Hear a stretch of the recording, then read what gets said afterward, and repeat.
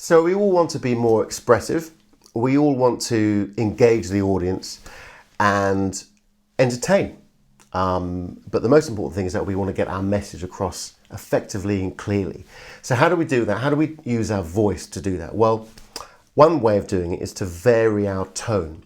And when we speak, we use mainly, or most people mainly use this area here, the throat. So most people sound like here, and they're not supporting properly from here. So they it can be quite harsh and can be quite narrow sound.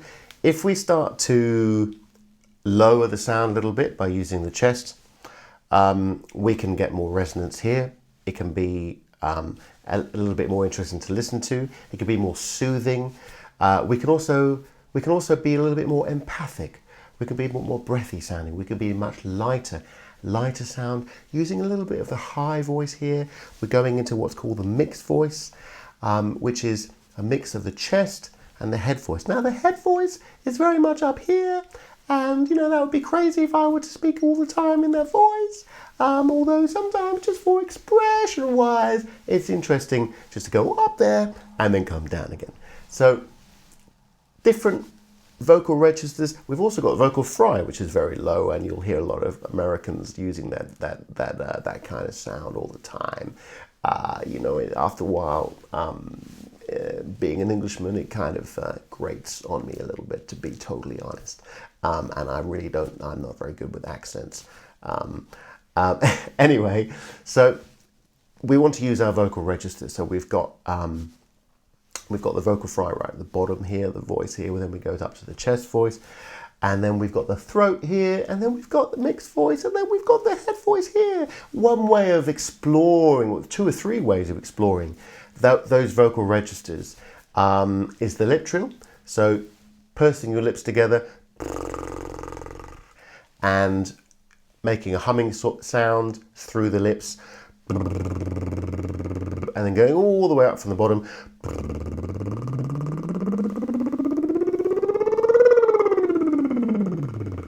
and all the way down. Another one we can do is just to, if we can get in your head voice, if we can get in your what's called the falsetto, which is that really fluty sound at the top, so all the way up here, and do that, and at the same time, imagine that you've got maybe something like a hot potato, or something hot in your mouth, so which lowers the larynx here, and keeps that low, and keeps the vocal folds stretched. So, and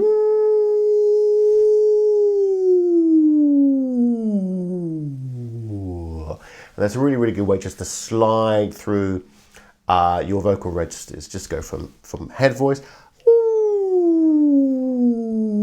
and also explore that lovely area, that lovely sort of light, breathy texture of the middle voice, if you like. So that's that middle ground, the mixed voice. Hey, in singers we use that for that kind of R&B sound. Yeah, but in speaking it can be quite good, just a little bit lighter there, and that's going to give you a bit more variety of tone, a bit more expression. And then if we want to hit something really hard, we can get down there on the chest and get it really, really low. If we want to get even lower, we can really, really push the abdominis muscles and just explore these ranges. Obviously, you're not going to speak like that all the time. They'll just be ridiculous to speak like that. But some people do, and we just want to be more expressive and more engaging to the audience. So try those things: the lip trill and the what I call the falsetto fall. So ooh.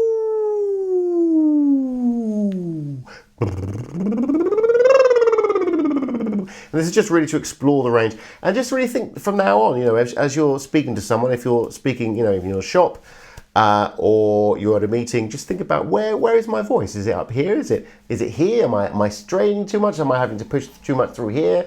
Am I using that range all the time? Am I all the time up here, or am I always little down here too low all the time? Use a variety of tone that will create diversity, and that will stop monotony, which is what you're trying to achieve.